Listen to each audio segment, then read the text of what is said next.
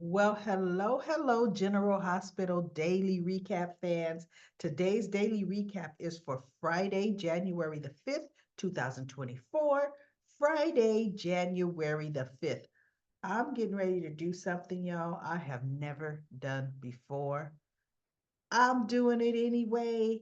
I have to do this, and you all are going to absolutely know why. I'm going to share my screen and play something. So wait, give me just 1 minute, everybody. What am I on this one here? And share the sound. And here we go. Here we go.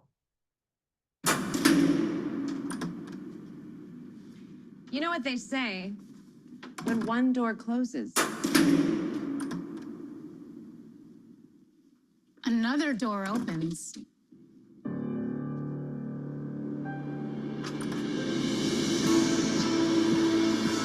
Happy anniversary, General Hospital. Stay tuned. Big things are coming to Port Charles.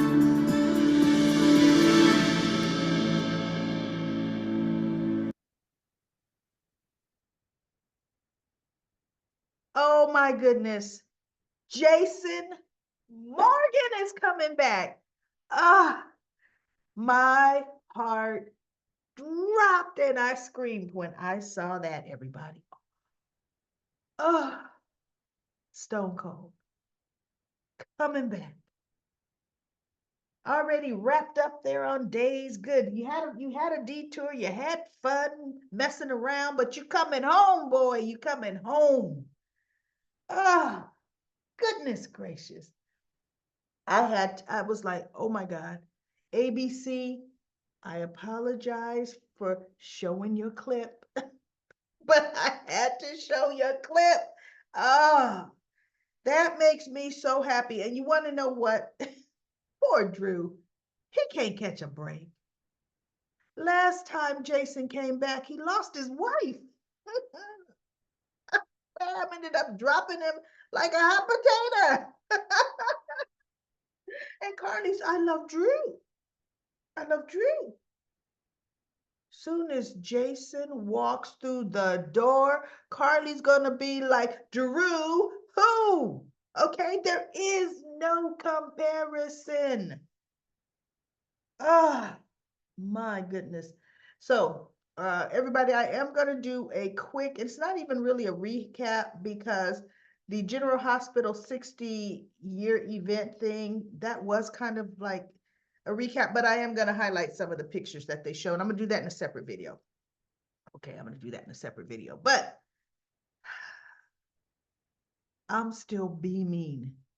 Steve Burton is my favorite. Now, I love Sonny Corinthos, but see, Jason and Sonny together are the best powerhouse of men. And separate, guess what? Sonny did fine. I didn't like this whole Nina lover, best love of my life. Didn't like all that. And see, and they had to keep things like if you notice, they never really kicked up the Pikeman threat because without Jason as the enforcer, Sonny would be killed. He'd be dead. Jason's the one. Now, Jason can run an organization without Sonny easily, but Sonny can't run one. Sonny one can muddle along without Sonny. And I do believe the problem with Jason being able to run it without Sonny, he would be killed because the actual mob boss is not supposed to go out on the hits. you know, Jason be sitting at behind Sonny's desk, looking up at whoever Frank or whoever he's got, saying, "Look, we need to send a message to this guy. We need to take him out, right? Take out 5 of his top lieutenants." And Jason would look up from the table and say, "You know what, y'all, hold on." And he'd stand up, put his gun in his back pocket, and say, "I'll be back in an hour." You know, he doesn't have a him. He's the enforcer. And man, I'm looking so forward to him being back. And you know what? See, this has nothing to do with today's episode, y'all, but I got to talk about this now. And this will be in today's episode. You know what? Let me just get to today's episode. When I get to that slide, we'll talk about that. How about that? How about that? Okay, we've got Felicia talking to Maxi, you know, about Bobby. And Maxi is, you know, down in, of course, she's down in the dumps. BJ, she's walking around with Bobby's adoptive daughter's heart, right? And she's been thankful to Bobby all her life. And she even had a scene talking to Cody. And she told Cody, my parents, my mother was absent most of my growing up life. And that is so true. Frisco and Felicia were the worst absentee parents on the planet. Mac raised Maxie, Georgie, and I'm sorry, Anna, you too, Robin, his brother's daughter. Mac was the parent that all of those girls had to depend on, right? She said, but Bobby was my de facto mom. Anytime I needed to talk about something, anytime I had a crisis, I could go to Bobby. Now, of course, that was off scene because everybody, I don't know, do you remember Maxie and Bobby being really that close? Yes, Bobby was fond of her because she had BJ's heart, but I didn't really see Bobby as her mentor, but you know what, nice to say. And she did, she loved Bobby. So that was cool. And then we have, as Felicia's hanging up, Anna walks up and they walk behind the GH Walk of Fame. You know, those that have passed. And actually, those characters, major characters who have impacted the hospital and died. Because we all know the actress playing Britt's not dead, and I'm sure, well, some of the others probably are because they're older now.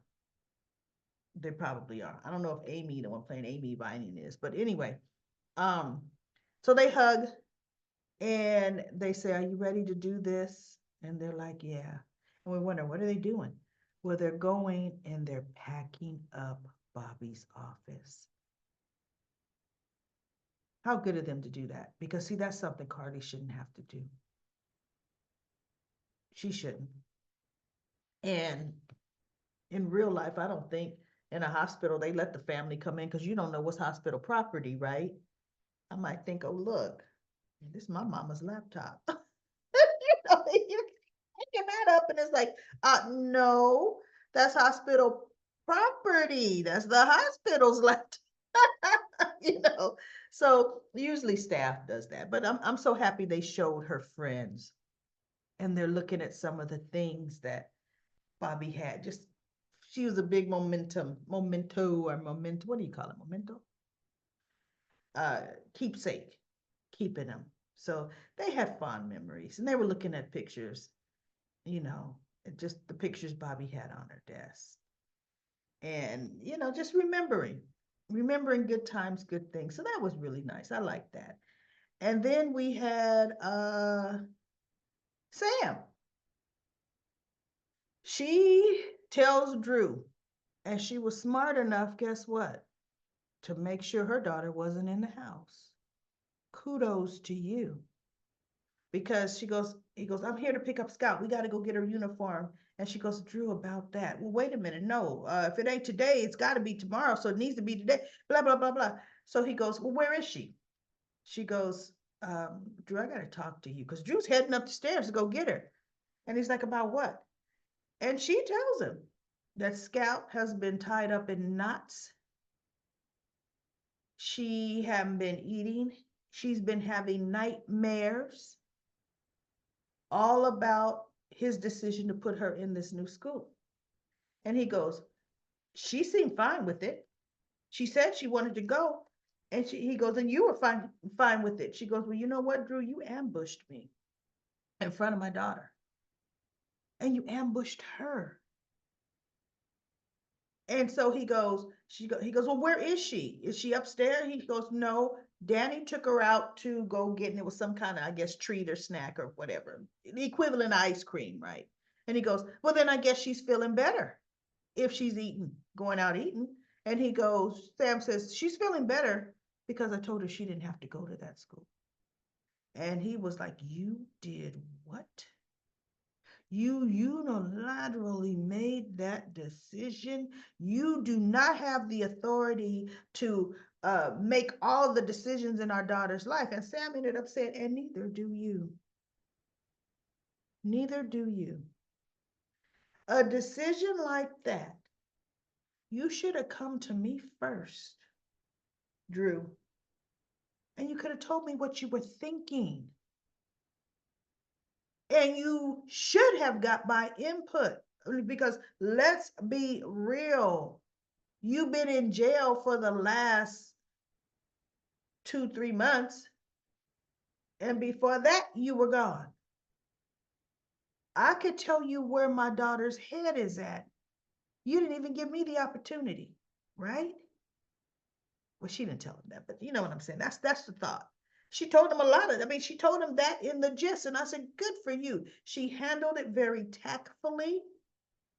She says, I apologize. I did do exactly what you did to me, which is blindside me in front of Scout. She says, I unilaterally told, I had to ease my child's mind. She's coming in my room terrified from a nightmares she's been having. And she says, so as a mother, the only thing I could think about was easing her pain and reassuring her. And that's what I did. He goes, why didn't you call me? She's having all these doubts. Sam should have looked at him and said, you weren't here. Not only did you just get out of prison, you decided to jump on a plane for business after dropping a bombshell on our child, and you were gone for weeks. When was I supposed to tell you that? That's what I would have said. When was I supposed to tell you that? She goes, please. And he goes, well, okay, I didn't know it was causing her. So ultimately, it all came back around to she goes, Drew, where is this coming from? And he was just pretty much, well, I've been away from her for so long, and I just want the best for her. And she goes, and I don't want her to feel, she can't tell me how she truly feels. He goes, Drew, Scout looks up to you. She wants your approval. So she's gonna say she wants anything you want because she's missed you so much. And she wants you to be happy.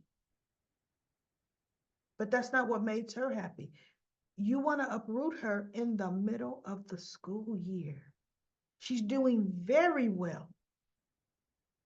She loves her teacher and her class. And he goes, yeah, and I just wanted to come in and rip off. He finally understood, because even Carly said, you made a unilateral decision about changing Scout's school without talking to Sam. Who does that? Carly didn't say who does that, but So anyway, he finally understood, and Sam says, look, we have been, pretty good at co-parenting. And in her mind, she's thinking, that's because you always gone. Because it's like she told Dante, I'm pretty much a single parent where Danny and Scout is concerned. I have been 80% of their lives. I'm used to making all their decisions, right? So anyway, yeah, Dante, yeah, right. Drew accepted, and he does. They part on good, they part on good terms. They say, you know what, they're gonna really work on their communications now, more between them, where Scout needs to be made. And they're gonna do that and just do better, right? So now we have, that was Sam and Drew. Now we have Nina. Nina goes to, what the heck is Sasha? What the heck's that girl's name? Sasha. Now, mind you, who's been in crisis the majority of the whole year last year? Who deserves a Emmy? Sasha Gilmore, the actress playing Sasha. All year, Sasha's been dealing with so much and so much to overcome, right? Where's Nina been?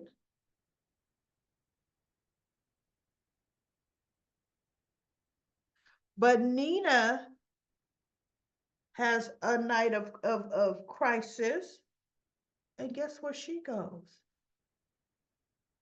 Crashes on, stays with her, telling her, with the what I went through last night, I didn't want to be alone. Oh, no, you want somebody you could spend your side of the story to, which she did, which she did. She says, you know, Carly is going to make sure the kids turn on me.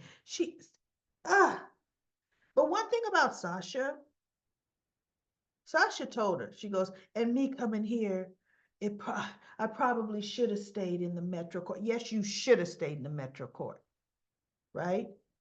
Me coming here, probably, maybe I don't want it to jeopardize your relationship with everybody else. And Sasha says, Nina, Willow knows how I feel about you. I'm just trying to, make a bridge between you and Willow. Carly knows how I feel about you. It has not affected none of the people that I care about. She cares about Carly. She cares about Willow. She cares about Michael. She goes, my friendship or my feelings for you doesn't affect any of that. See? Right? And so she goes, Nina, what you need to, because Nina was on the phone. Willow, I just want to explain, and I know you probably don't want to hear my side of the story.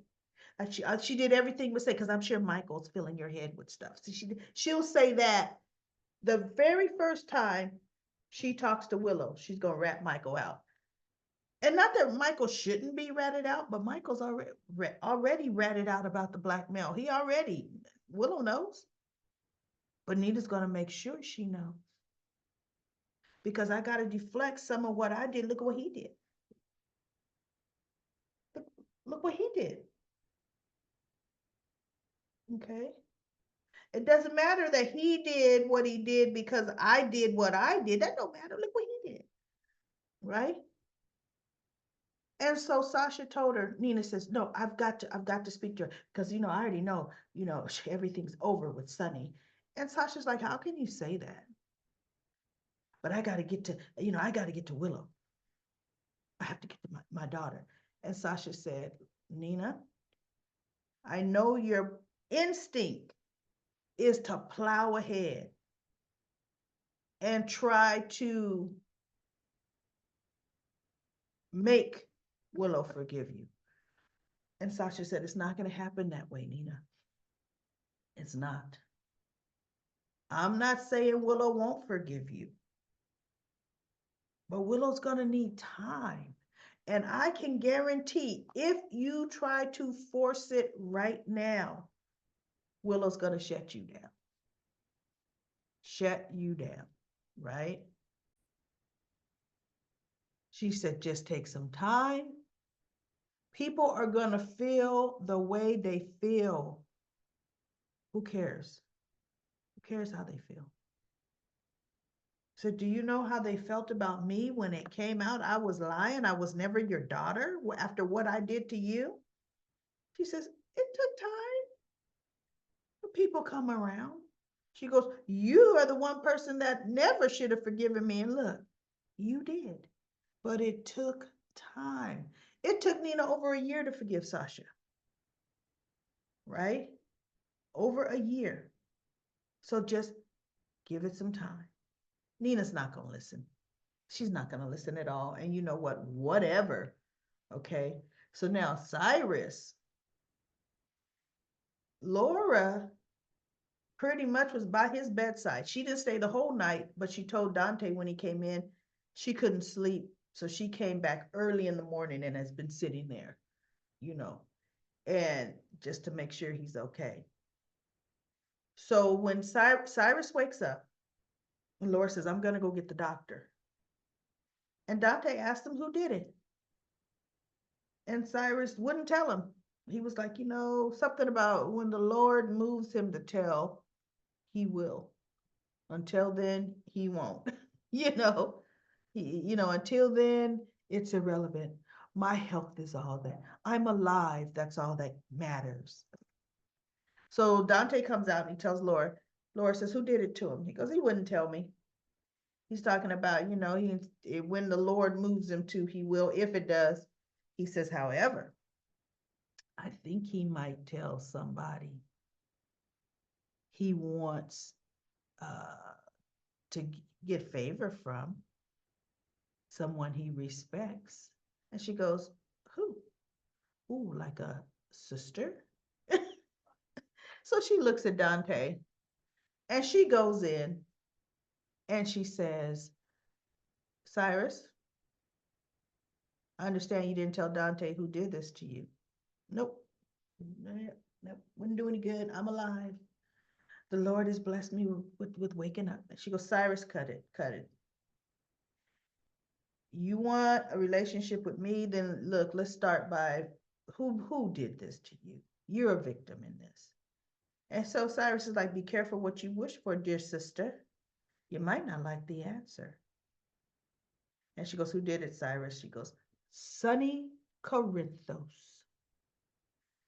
And Laura, she looks at him. She goes, Sonny did this.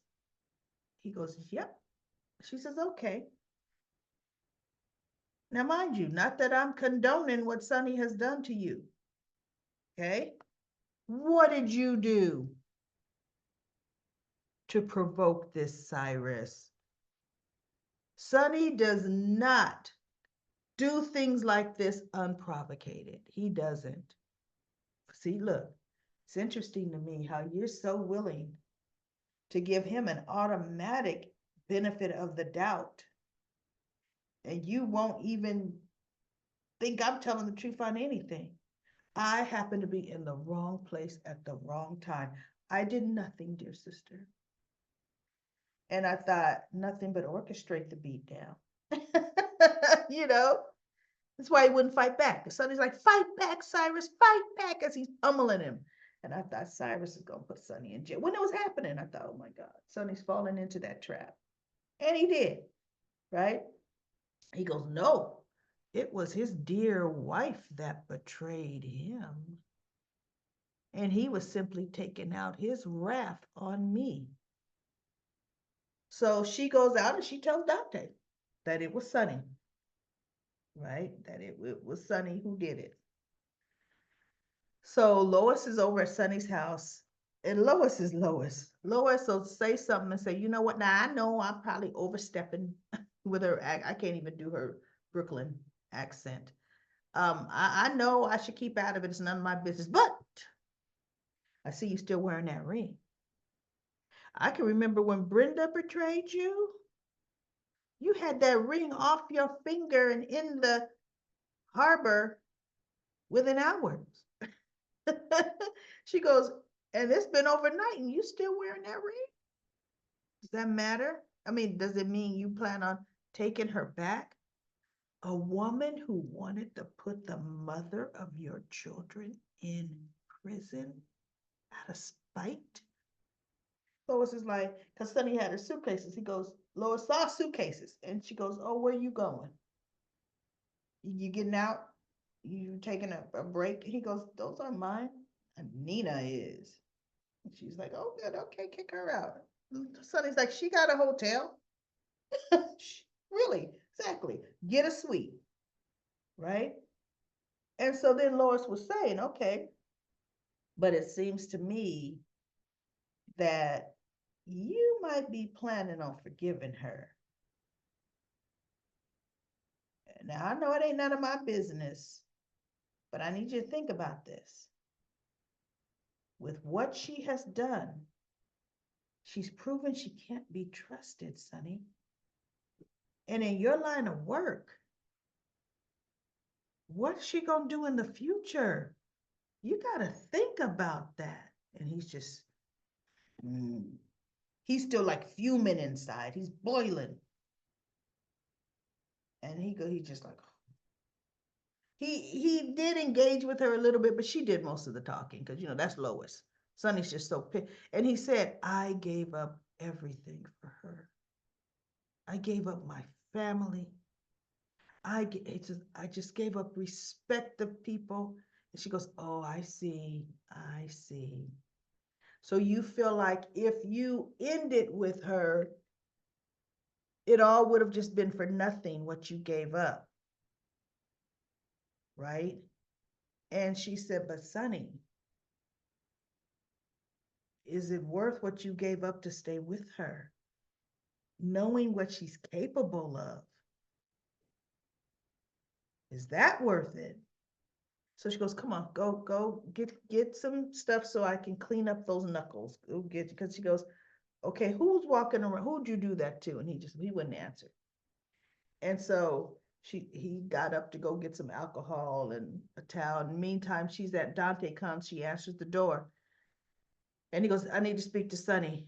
Is he here? She goes, yeah, but you know what? Now's probably not a good time. He's in a mood and blah, blah, blah. And he goes, well, this is important. And Sonny comes walking from behind the back, the room with the alcohol and the rag. And Dante says, he goes, what are you here for? And he goes, I just came from seeing Cyrus Renault. And Sonny looks at him. He's like, what? And Lois is like, wait. And Cyrus says, you're the one that beat him and is the reason why he's in the hospital. You're the one that assaulted him. And Sonny's like, psh. And Lois says, no, Sonny, don't say another word and without your lawyer present. And I'm thinking, Lois, he know that, right? And so Sonny goes, this ain't the first time, and this won't be the last. He's looking at Lois. And so Dante opens the door and calls the police officer in. And then Sonny has a look on his face when he said, you're under arrest for the assault on Cyrus Renault. And Sonny kind of looked at him like, wait, what? Almost as if assault on who? I'm thinking, okay, did Sonny have some kind of little bipolar episode to where he's blocked that out? And no, because he remembers what Nina did to him, but he had this dazed and confused look on his face. And I thought, what's going on there? In his mind, is he thinking, oh, shoot, something that simple is actually going to land me in jail? Here I just tricked the feds, easy peasy. But I lose it and beat a man, beat him good, and now I'm actually going to do time. So, yeah, Sonny, yeah, that's what happens, unfortunately. And then I thought about it, especially after seeing that Jason Morgan is coming back, right? I'm thinking, okay, is Maurice Bernard, the actor playing Sonny, is he about to go on vacation? And on vacation, see, because if he's put away, Cyrus is coming after Carly and Sonny's family. You know that, right? But the problem's going to be Laura's going to also be watching him. So he's going to be, before he was trying to get Laura's attention when when he was out before, but he really didn't care. He was actually had a vendetta against her. This time he honestly wants her love and affection. He's really going to have to work undercover with this, but he's going to step out into the limelight and Laura's going to see him, right? But I think he is going to be the one, as he's about to make a move on Carly and her family. Jason is probably going to swoop in and save. He always saves Carly. I love it. Swoop in. Do you remember when he came back before from the dead and he came through the skylight down and he scoops up Carly? She was in danger. Oh my goodness. He is just her knight in shining armor, and I love it, right? So we shall see. Now, there's a lot of comments on Comic Corner. Everybody go read Comic Corner, respond to each other's comments, talk about the soap. I'm not going to do Comic Corner because I'm getting ready to turn right back around and I'm going to do a recap on General Hospital. What's it called? It's called General Hospital 60 Years of Stars, 60 Years of Stars and Storytelling. So I'm going to do that. So everybody look for that, like it and whatever y'all do what you do. But anyway, that's it, everybody. That is the daily recap of General Hospital. Boy, my heart is so happy right now. I'm looking forward to what this year is going to bring on General Hospital because I know what Steve Burton brings to the table. And I know he's going to equalize the situation. All right. I'll see y'all on the next daily recap of General Hospital. Look for that introductory special one for 60 years, and I will be back.